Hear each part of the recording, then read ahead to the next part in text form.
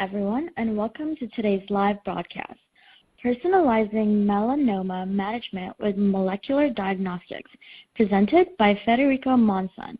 He is the Chief Medical Officer at Castle Biosciences and also Clinical Associate Professor at Baylor College of Medicine.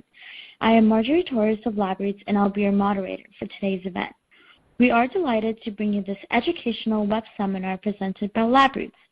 LabRoots is the leading scientific social networking website and producer of educational virtual events and webinars. Before we begin, I would like to remind everyone that this event is interactive. We encourage you to participate by submitting as many questions as you want at any time you want during the presentation. Just click on the green Q&A button located in the lower left of the presentation window and type your question into the box that appears on the screen. We'll answer as many of your questions as we have time for at the end of the presentation. Also, please notice that you will be viewing the presentation in the slide window. To enlarge the window, just click on the screen icon located on the lower right. If you have trouble seeing or hearing the presentation, please click on the support button at the top right of the presentation window, or use the Q&A button to let us know that you're having a problem. This presentation is educational and thus offers continuing education credits. Please click on the button in the bottom left corner and follow the process to obtain your credits. Please join me in welcoming Dr. Federico Monzon. I will now turn the presentation over to him. Thank you very much, and thank you for the opportunity to speak at this event. I'm going to talk about personalizing management with melanoma management with molecular diagnostics. But first, I need to give my disclosure. For all of you, I'm an employee of Castle Biosciences and have stock options, and I will discuss some of the tests that Castle Biosciences does. So we can get started by looking at the role of molecular diagnostics in melanoma care. And when we look at how can molecular diagnostics influence melanoma care, we can start from the very beginning at the moment of the patient considering whether they are at risk for developing melanoma, and we can move through this process of determining whether a patient is at risk, moving through the diagnosis of the disease and determining whether a lesion that has been identified in a patient is malignant or whether it's going to be locally advanced or metastatic, whether the tumor has intrinsic aggressiveness, and therefore whether if there is a higher risk of melanoma recurrence, and that's when we evaluate for prognosis. And the question for the patient there would be, will I survive this disease or will I die of this disease? As we move forward in the paradigm of treatment, of care, we would look at treatment selection and whether molecular diagnostics can help inform the treatment options that a physician is going to choose to manage those patients. So could it inform a surgical option? Could it inform a therapeutic or chemotherapeutic option or targeted therapy that we're going to look at?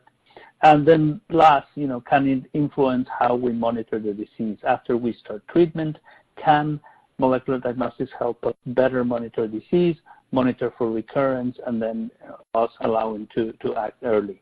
So we're going to review each one of these areas in which molecular diagnostics can have an impact in the management of a patient with melanoma. So the first part is going to be screening. Am I at risk for developing melanoma? Now, we all know that melanoma is a common disease, is one of the most common cancers, is the most common skin cancer in the world, and malignant tumor, and causes the majority of skin cancer deaths in the world. And but there are people who are at higher risk of developing melanoma. Of course, the tumor develops because of mostly sun exposure, but there are people who are predisposed to that. And this is what we call hereditary predisposition to melanoma. Between 5 to 12% of all melanoma occurs in patients with a strong family history. Now, not everybody that has a strong family history actually has hereditary melanoma, but about a little bit less than half of these familial melanomas are attributed to the inheritance of a mutation in a predisposition gene, and the genes there are displayed on the screen.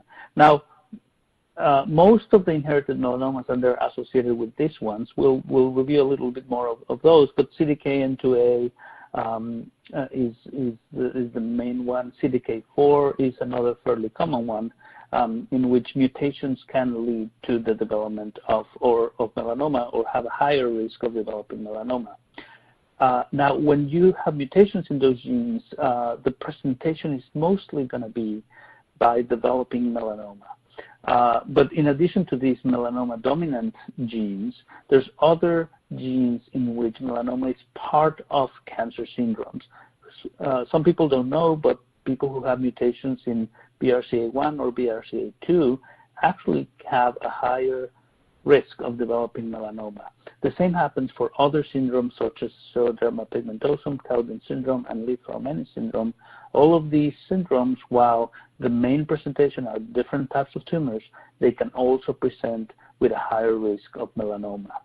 So how do we use molecular diagnostics to understand or to help patients who are at risk for melanoma?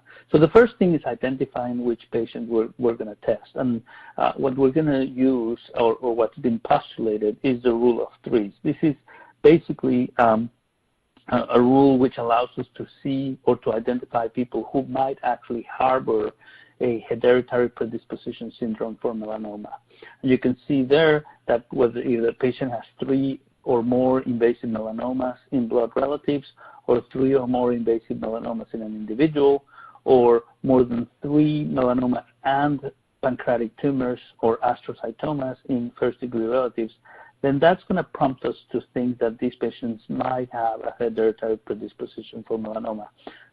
Pancreatic cancer is actually associated to CDKN2A and CDK4 mutations, so that's something that's gonna lead us to there. And this is how patients are usually selected for testing. The testing that we're going to do depends on these patterns and depends also on the tumors that are present in the family. We can also see other patterns, for example, by people presenting with uveal melanoma. This is a melanoma that arises in the eye, and this is associated with mutations, for example, in BAP1. Lung adenocarcinoma, mesothelioma, paraganglioma, or clear cell carcinoma are other tumors that are associated at hereditary predisposition syndromes for melanoma. So what's the role of molecular diagnostics here? Well, is that genetic testing can help us identify which gene is mutated in these patients. And again, based on the pattern of the tumors, we're going to determine which genes we are going to actually use to diagnose those patients. So if a patient has, again, as I mentioned, pancreatic tumor in their family, we're going to use CDKN2A, CDK4, we're going to test for that. Again, as I mentioned, if there's uveal melanoma or clear cell renal cell carcinoma, we're going to look at BAP1. Now, more and more, we are actually starting to use melanoma gene panels. So this is an example of a melanoma panel and the genes that are tested in that. And these are most of the genes that we know are now associated with hereditary risk for melanoma. So molecular diagnostics now can help diagnose these mutations in the large majority of tumors that are of genes that are associated with melanoma, because the development in next generation sequence allows us to interrogate multiple genes at a time. So we don't have to do a sequential testing strategy as we used to do before. Now we can test all genes that are associated with melanoma in a single swoop.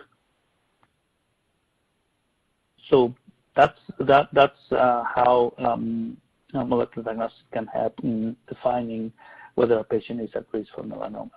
So what happens when we have a patient who has a pigmented lesion of the skin and they're determining whether that lesion is a melanoma or not? So melanoma diagnosis, for the most part, relies on the evaluation of a lesion by a pathologist under the microscope. The dermatologist usually will biopsy that lesion, and it will be examined by the pathologist under the microscope. For the most part, that tumor based on the morphologic features is going to be classified as malignant, so it is a melanoma, or benign, which is a benign nevus, and that will be done without the aid of molecular diagnostics. Now, where does molecular diagnostics come? Well, it comes usually in lesions in which there is uncertainty about the diagnosis. So we know that already there is a certain number of samples or tumors in which the features, the morphologic features that allows us to diagnose a melanoma by examination under the microscope, sometimes that's not as clear, and that leads us to uncertainty in the diagnosis.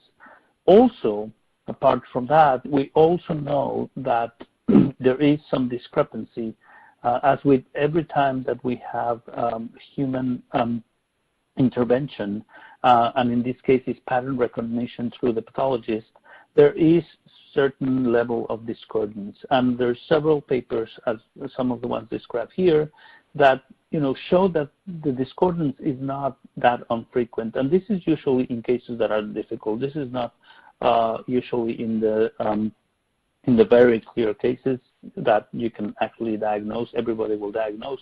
This usually happens sometimes when you have lesions that, again, don't fulfill the criteria that we have for a diagnosis, and then these lesions need to be evaluated in another way because the diagnosis is ambiguous. And this is where molecular diagnosis can help us identify.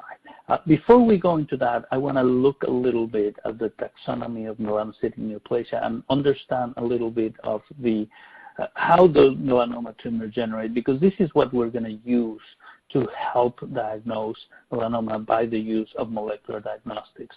So we know melanoma is divided usually by two different types, those that are associated with the epithelium, and then those melanomas that are not associated with the epithelium. Today we're going to actually concentrate in the epithelium-associated melanomas. And we now know that we classify them between those that are developed in the skin that is exposed to high ultraviolet radiation, and most importantly that one we call chronic sun-damaged skin, and that leads to the formation of melanoma. And there's another big group, which is what we call is the non-chronic sun-damaged skin melanoma. And these are the ones that we're going to concentrate more. The ones, acral melanoma and mucosal melanoma and other types of melanoma, we're not going to look at today. But the most important feature here is that UV radiation is associated mostly with the development of chronic sun-damaged skin type melanoma, and in a lesser degree, but also importantly, is non-chronic sun-damaged skin melanoma. Now, why is this important? Well, because these ultraviolet radiation leads to damage in nucleic acid, leads to mutations in genes, and actually we now know that these genes are different between those tumors that arise in chronic sun-damaged skin versus tumors that arise in non-chronic sun-damaged skin. So when we look at chronic sun-damaged skin, which is mainly head and neck melanoma, that one is associated with mutations in NRAS, NF1, KIT, and BRAF, but not the V600E mutation. However, non-chronic sun-damaged skin, which is usually the one that occurs in intermittently sun-exposed areas, that would be usually associated with BRAF mutations, specifically the BRAF V600 mutation. So this helps us then actually determine what type of melanoma we have and where does it occur. Now, unfortunately, it doesn't help us actually determine whether a tumor is a melanoma or not. So while it can help us to determine what subtype of melanoma, these mutations, and they will be useful in the management of the patient, as we'll see later, they don't help us identify whether a tumor is mutated or whether a tumor is a melanoma or not. And why? This is depicted here in this graph that shows the molecular evolution of melanoma. And when you look at this graph, you see that even in benign lesions, meaning in nevi that are benign in the skin, you can already see the appearance of BRAF mutations. So BRAF mutations is associated even with benign melanocyte proliferation or benign melanocyte neoplasia. And then as it progresses through melanoma, you will see actually that even in lesions that are not yet overtly malignant, you're already accumulating all those mutations that we were talking about, NRAS mutation, BRAF mutations, and other TERT mutations. So by the time we get to a malignant tumor, that by the time we get to an invasive melanoma, we already have all those mutations. The problem then is we can't really differentiate between a malignant tumor versus a benign tumor by the use of mutations. Now, one of the things that is important here and that we can actually see as it comes is if you look at copy number alterations, you can see that those copy number alterations actually present more commonly in the malignant tumors compared to benign tumors. So those copy number alterations are actually what we can use to differentiate between malignant tumors versus benign. And that's exactly what we've been doing for helping with the diagnosis. So when people have these ambiguous melanocytic lesions, they've applied different strategies to look into that.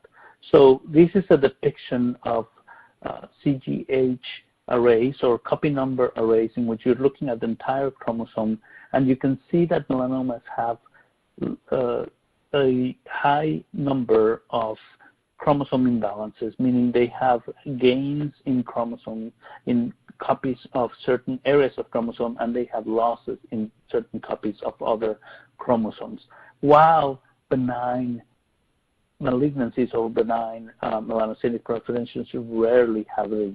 So we can use these to measure chromosomal abnormalities in these ambiguous tumors and then determine whether if they have chromosomal abnormalities or copy number alterations, then we can inform that as more likely to be a melanoma tumor versus an EVA. So how do we do these? We do this like we do in other tumors. We can measure the number of chromosome copies or specific regions of chromosomes that we can evaluate. And we can do these by fluorescent in situ hybridization. This is one area where you can actually use it. The American Society of Pathology recently did a review of these, and the sensitivity of this technique ranges from 85 to 100%, and the specificity ranges from 90 to 98% in identifying malignant melanocytic proliferations or malignant melanoma versus a benign NEVA. So unfortunately, the sensitivity and specificity in ambiguous lesion is actually a little bit lower. And, but this is improved when you combine the FISH analysis against with the histomorphologic diagnosis, and that's one of the great advantages of this molecular diagnostic technique is you can actually look at the morphology at the same time that you're looking at the chromosome copy numbers and the chromosome copy number alterations. So again, this is one way to do it. Another way is to use the array CGH or SNP microarrays to look at chromosomal aberrations throughout the chromosome and complement. It can detect chromosomal changes that can be seen in specific subtypes. So you could also do that with a FISH panel, but it's a lot easier to look at all subtypes of melanoma when you're looking at all chromosomes. It seems to have pretty good sensitivity and specificity to look at that. The caveat here is that you need to microdissect the tissue, and you need sufficient tumor tissue to be able to extract DNA and run these microarrays. So that's one of the caveats, and sometimes that might actually limit the applicability of this technique.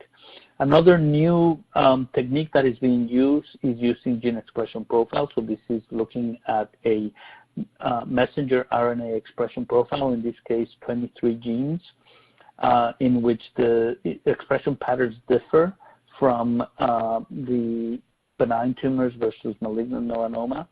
And when you look at those genes, you can derive a score that is used to differentiate between malignant and benign NEVA. And you can see here how malignant tumors have a higher score compared to benign tumors, which have a lower score. And you can use these to help guide the diagnosis of or help assist in the evaluation of ambiguous melanocytic neoplasms.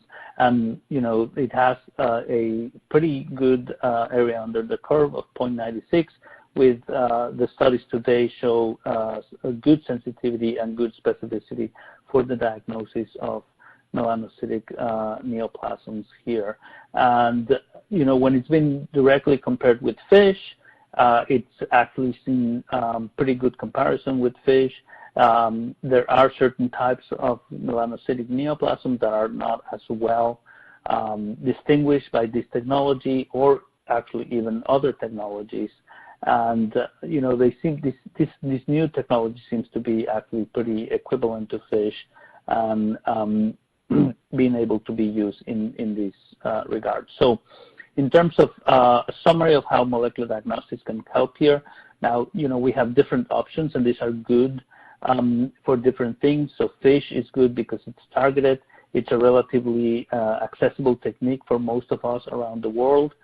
It's good with small samples and heterogeneous tumor because it can help us identify copy number changes in a very small foci within a lesion, and serves an effective compromise between costs, technical complexity, and sensitivity. Array CGH actually is good because it allows us, as we said, to look at the entire chromosomal complement, so it can actually detect mutations that sometimes might be actually missed, or not mutations, but chromosomal alterations that would actually be missed by fish. And the gene expression profile is actually an upcoming technology which seems to have similar performance to fish in ambiguous lesions. So that's how molecular diagnostics can help us in the diagnosis of these difficult to classify melanocytic neoplasms. So the next step in the management of a patient with melanoma would be, how do I manage these patients? So patients, once they have a definitive diagnosis of melanoma, are going to be classified as patients that have a low risk for progression, and those patients are going to then be managed very conservatively. They're not going to be seen every year. They're probably not going to be followed with imaging because the risk of melanoma recurrence is low. And then patients are classified currently based on mostly morphologic features or how far the tumor has spread into a high-risk category. And those patients are actually managed differently because we know those patients that are high risk of developing metastatic disease, and we actually want to identify metastatic disease before it, or as early as possible, so we can actually treat it with our novel therapies, which I will discuss later. So how can molecular diagnostics help us in this case? Well, it can help us because there is a clinical problem in the sense that while the clinical classification that we use today, which is the AJCC staging system, is very helpful, unfortunately, even for those patients that become diagnosed as stage 1, which again is the lowest risk category based on this morphologic classification, those patients actually contribute to a large proportion of the patients that end up dying of disease. So because this group is so large, it contributes to the large or a very large proportion of patients that actually end up dying for disease, which tells us that we're missing a lot of patients who are actually at high risk of disease, but we're not detecting based on the criteria that we're using today, which is the criteria based on morphology or the criteria based on how far the tumor is advanced. So a lot of these tumors, even that are stage 1 or stage 2, that today we would classify as a low-risk tumor, are actually there are actually patients in that category who are actually at high risk and who are at risk of developing metastatic disease and dying from that metastatic melanoma. So this is exemplified in these two patients that have very similar features. They're both, based on morphology, would be estimated to have very good survival. However, one of these patients actually developed metastases very quickly after their diagnosis, and we couldn't have known that based on the morphologic features or the clinical presentation of that patient, but we can actually look at molecular diagnostics for help, and this is where a gene expression profile that is called DecisionDx-Melanoma can help us differentiate between these two patients. So this test, DecisionDx-Melanoma, is another gene expression test like the one I mentioned before. This looks at the messenger RNA levels for 31 genes, uses a validated algorithm that classifies patients into two different risk categories. Class 1 tells us that this patient is actually at low risk for melanoma recurrence, and class 2 actually tells us that this patient is at high risk for melanoma recurrence. Now, how does this test work? Well, this test actually has been validated, and there's 2 publications that have shown the validation of this test. And this test actually is able to classify or to identify up to 80% of those patients who actually are sentinel lymph node negative. Sentinel lymph node negative is one of those ways we use clinically to classify patients, and most of the patients who end up dying from disease are actually classified as class 2. So these are the patients that normally we would classify as low risk. So the sentinel lymph node negative patients would be the patients that we would normally classify as low risk, but we can actually identify the large proportion of those patients as class 2 and move them into the high risk category, which will allow us to actually monitor them and be able to detect the appearance of disease, metastatic disease, earlier than we would if we only classify them by clinical means. Now, these tests have been validated now in a larger cohort of patients with 334 patients, and you can see that both for recurrence-free survival and distant metastasis-free survival, there is a strong difference between the class 1 and class 2 patients. So again, class 2 patients have a much higher risk of developing metastatic disease. The risk for metastatic 5-year survival is 60% in class 2 patients compared to 91% in class 1 patients, again confirming that this test actually provides prognostic information. And there's this paper that just came out in the last month, which looked at a prospective multi-center registry looking at 322 patients that actually were evaluated in a prospective fashion, and this study actually showed that the test, or confirmed that the test actually is prognostic, that is independent from the current staging criteria or the current prognostic factors that we use, and adds additional information to these.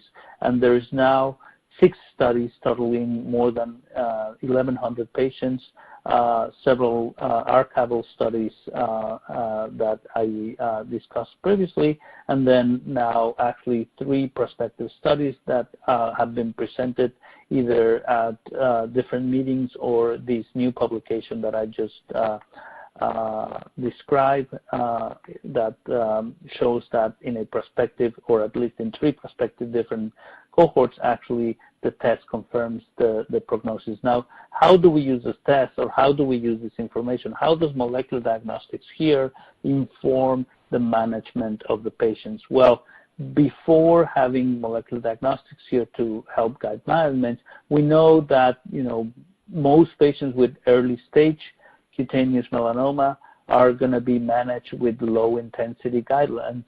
Basically, these patients, again, are going to be seen by a physician every once in a while. we're not going to do imaging. And the problem is that we already know that we miss a high proportion of those high-risk patients, and they do not receive the benefit of early detection of metastases. Well, the problem with that is that actually 2/3 of melanoma deaths occur in these stage 1 and 2 patients, and we're missing a lot of people from that could benefit from early detection of metastases. These metastases are identified when there is high tumor burden and therefore lower response to therapy.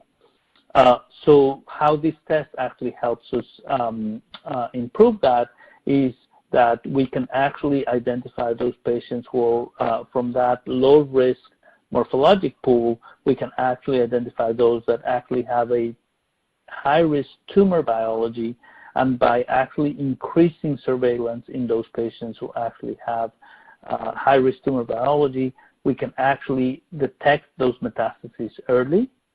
And we know now that therapeutic agents are more effective when we have lower tumor burden, and therefore we can achieve better response to surgical and medical therapy when we do that. It can also help identify patients at lower risk for disease, so with those patients we don't need to follow as strongly or closely, and that also has benefits in terms of reduce exposure to radiation, reduce anxiety for the patient, and reduce utilization of healthcare resources. So this is how molecular diagnostics can help inform melanoma management for these patients.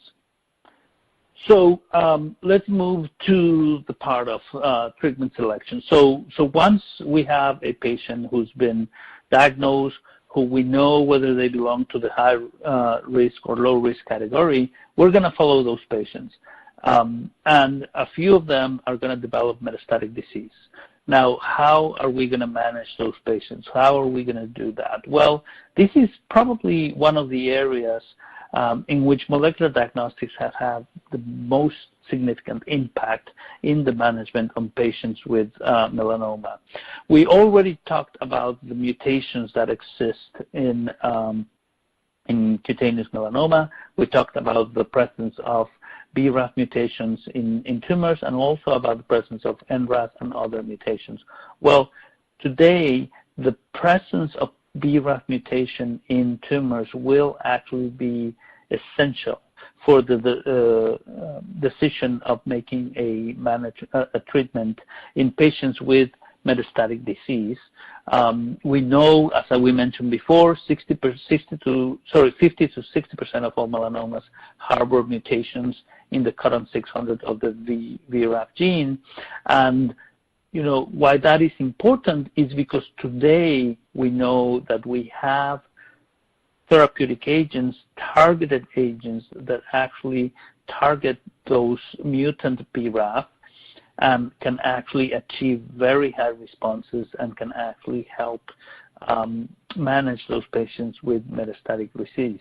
So these have actually changed tremendously the survival of patients with melanoma. Before, the likelihood that a patient would be alive after 3 years would be very, very low. Today, these patients can actually live a lot longer. We have 60% survival at 3 years after the introduction of these targeted therapeutic agents. So how do we decide if a patient is going to be treated with these targeted therapeutic agents? Well, we decide by using molecular tests that are going to evaluate whether a patient has mutations in V600E. Currently, we will normally use tests that will tell us whether there's mutation in V600E and V600K. Again, this is the same amino acid, but just or the same codon, but different mutations in the same codon. And if there is mutations in BRAF, V600E or K, we're going to use a BRAF inhibitor that like bemorafenib or dabrafenib to treat those patients. Now we can find other mutations. So currently testing is not only limited to BRAF. We can actually use the power of next generation sequencing to interrogate multiple genes. And when we do that, we can interrogate other genes like NRAS, which are actually responsive to, or tumors that are mutated with NRAS actually are responsive to MEK inhibitors. And also, if we find KIT mutations, these patients actually can be responsive to other targeted agents, to tyrosine kinases like imatinib and dasatinib. So these have actually now changed the way we manage melanoma, and we can use molecular diagnostics to determine which genes are mutated in the tumor, and then we can use that information to actually determine what management we're going to do on that patient. Again, this is currently happening for tumors that are metastatic, so after the tumor recurred and the patient presented with metastatic disease, or sometimes when the patient wasn't diagnosed early and the patient came with metastatic disease, that's when we're going to use this information. Now, most of the time we can test actually the primary tumor or even test the metastatic tumor. Both of those are valid specimens to actually test. Now, a very exciting development actually happened a couple of weeks ago, in which this new paper came out about using the BRAF and MEK inhibitors, the combination of the dabrafenib and trametinib, who are BRAF and MEK inhibitors, in the adjuvant setting. What we mean from adjuvant setting is that the patient is treated before there is metastatic disease. This is usually after the tumor has been surgically removed. The patient doesn't have any evidence of tumor, and then we actually use a therapeutic agent to prevent the recurrence of disease. And in this paper that just came out, again, a couple of weeks ago, it shows that this combination of dabrafenib and trametinib actually is effective in the adjuvant setting in preventing recurrence of melanoma in patients with stage 3 disease, which is a great news. Now, this is not the only agent that we can use. There's other agents like immune checkpoint inhibitors, and like ipilimumab, who's also used in a similar application in the adjuvant setting.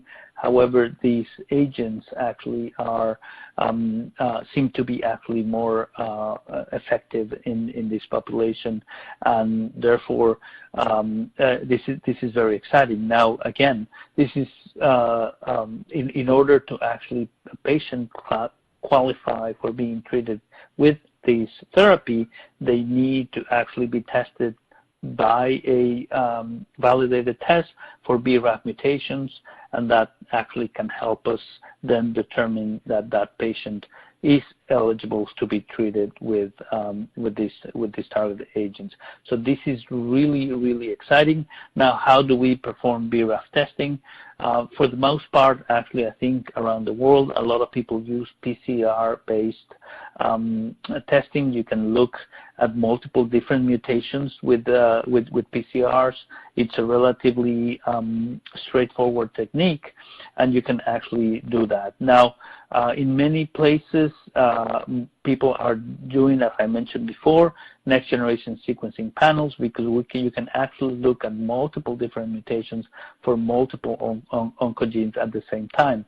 Why is this important? Well, it is important because one thing that I didn't mention is that NRAS actually is a mutation that can arise after treatment in patients who have received BRAF inhibitor therapy. And actually, when a patient who has received BRAF inhibitor therapy develops a mutation in NRAS, that actually causes resistance to the BRAF inhibitor therapy, and those patients actually then will relapse after being treated. So one of the advantages of using panels and checking for multiple genes is that you can start checking for the appearance of resistant mutations in patients who are already in treatment, and that can actually help us with the monitoring of disease, which is something that I'm going to talk next. But again, right now, for these patients to benefit from these targeted therapies, we're going to need to use molecular diagnostics tools to help determine which patients should be treated with these therapies.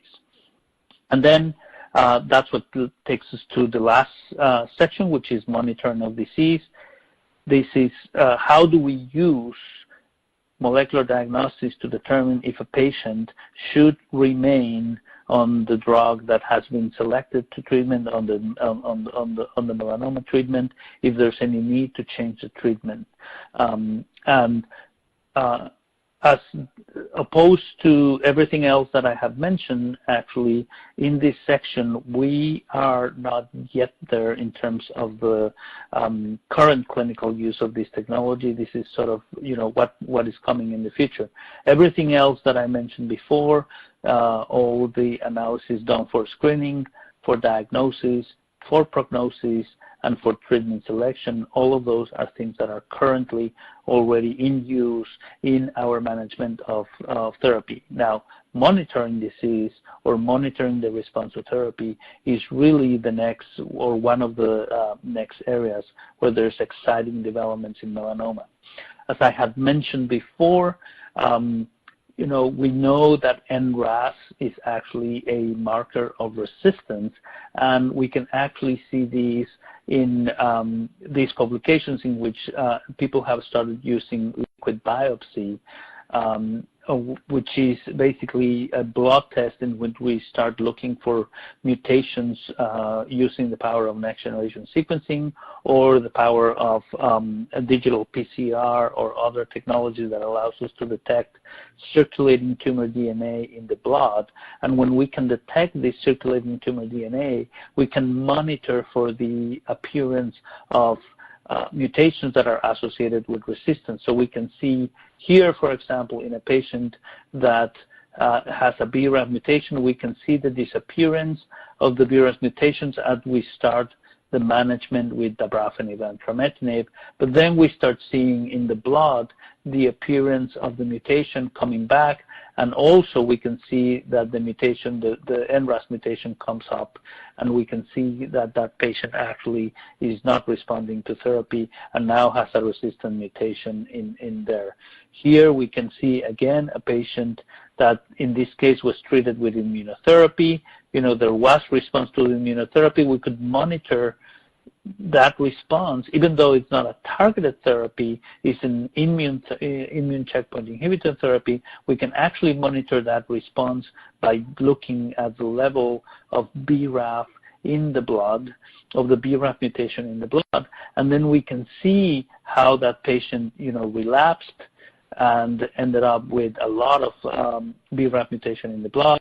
That patient relapsed, but then when we added the targeted agents, dabrafenib and trametinib in this case, again, to actually look at the targeted therapy, basically targeting the BRAF mutation and also possibly the appearance of NRAS mutation, you can see how that patient responds immediately to those drugs. So this is really the power of this new technology of liquid biopsy, which is now going to possibly enable us to monitor response to therapy and to make decisions about which drugs should we actually use for patients. So again, here's another example of a patient who has emergence of resistance in patients with melanoma. Again, here's another example of the, in this case, PI3CA mutation emerging in a patient with resistance, and we can do that. Again, this is mostly currently being done on clinical trials on an investigational basis, but certainly there's already tools out there that are available clinically to start looking at patients that have that are under treatment in melanoma, and that can help us monitor not only the response of the treatment, but also the emergence of resistant mutations, and we can start looking at how we're gonna manage those. Right? It's important to understand that these This is all new technology.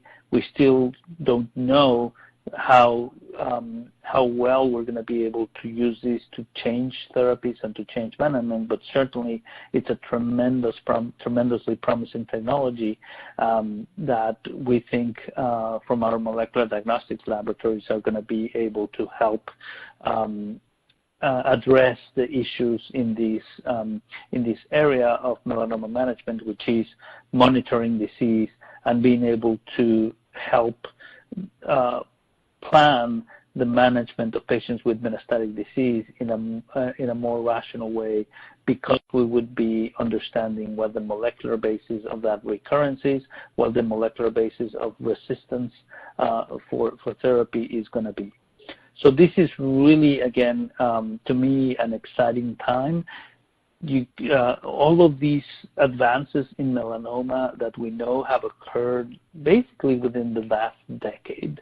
And, now we have basically a tool set of molecular diagnostic tests that allows us to look at the continuum or to assist at the continuum of molecular melanoma care, again, at the screening, a diagnosis, a prognosis, a treatment selection, and a monitoring therapy, is helping improve healthcare outcomes for patients with melanoma.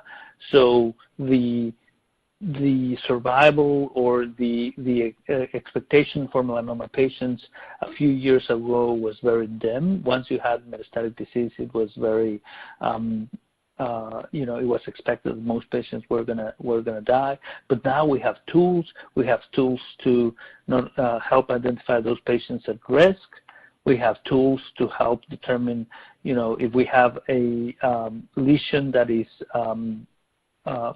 indeterminate, we can actually use molecular tools to help determine whether it is a malignant tumor or not.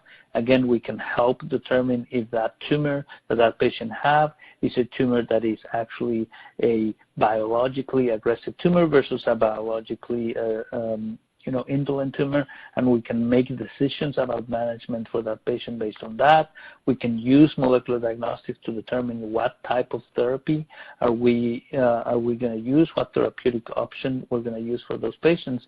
And, in the future, we're going to be able to, again, follow up those patients over time to determine if they respond to therapy and adjust the therapy based on those molecular alterations that we detect in the blood of those patients. So I'm just closing saying that, precision medicine is strongly supported by the development of molecular diagnostics. Again, if we don't have molecular diagnostics, we won't really have precision medicine or molecular medicine. The success of molecular medicine is really based on our ability to deliver accurate biomarker information, which then helps us inform how we're going to manage that patient. Are we going to be aggressive? Are we going to choose the right therapy? Are we going to be able to monitor for the emergence of resistance in that patient? Again, this is how molecular diagnostics is essential. It's an essential part of our ability to do precision medicine in the future. And I will just close with inviting all of you to come to the meeting of the Association for Molecular Pathology. This is where a lot of the tools for molecular diagnostics are discussed, and if you can, it would be great for you all to join us in Salt Lake City in November. And with that, I will stop and take questions. Thank you, Dr. Monzon, for that informative presentation. We will now start the live Q&A portion of the webinar. If you have a question you'd like to ask, please do so now. Just click on the green Q&A button at the lower left of the presentation window. Type your questions into the box that appears on your screen and click on the send button. We'll answer as many of your questions as we have time for. Let's get started. Our first question is, what genes are used for the prognostic melanoma signature? That's a really interesting question. So the prognostic melanoma signature was developed from literature, and the team that developed that test actually combed the literature to identify genes that had been reported as recurrently overexpressed or underexpressed in melanoma that was metastatic versus melanoma that was not metastatic. And those genes actually were selected by being identified in multiple different publications. So the test uses 31 genes. Some of the genes are actually involved in cell migration. There's a few immune genes that are there. All the genes are described in the publications that I mentioned there, but the pathways are usually cell proliferation, cell migration, some immune modulation, and some differentiation genes. What's been quite interesting is that the recently completed TCGA, the Cancer Genome Atlas project that reported on melanoma mutations, and as well as many other tumors, but the TCGA publication on melanoma actually identified many of the same genes that were actually that are actually measured in these prognostic signatures as genes associated with melanoma development, and many of these genes actually have been also recently reported in really new publications trying to understand mechanisms of melanoma biology, of melanoma aggressiveness. And I'm not going to go through the list of genes, but they're all in the publications that I mentioned during the talk. Thank you for that answer. Our next question is, can liquid biopsy be used to predict response to therapy? That's actually a really interesting question. Actually, there's recent publications that have looked at what we call tumor mutational burden, and what that is that we can look at the entire genome and look at how many mutations we can identify. And there's been multiple publications linking high mutational burden, meaning tumors that have higher number of mutations compared to other tumors. And those tumors that have higher number of mutations are actually associated with better responses to immunotherapeutic agents, to checkpoint inhibitor therapy. The theory there is that when there is more mutations, you have what we call the creation of neoantigens, meaning genes that are mutated produce mutated proteins that then are expressed on the surface of the tumors, and then those tumors actually are easily or are recognized by our immune system in an easier way, or more readily. Our immune system can recognize them because they have a lot of mutated antigens in the tumor surface. Now there is so we've known, not only from work on melanoma but from work on many other different tumors, that actually these tumors with high mutational burden actually are, for the most part, more responsive to immune therapy. Where the liquid biopsy comes is that it has been recently reported, actually as of last week, that you can measure the number of mutations that are detectable in blood.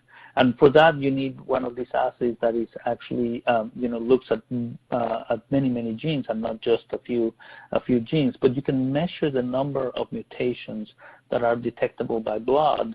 And when you have a high number of mutations detected in these liquid biopsies analysis, these patients actually were those that were responding to immunotherapy for melanoma.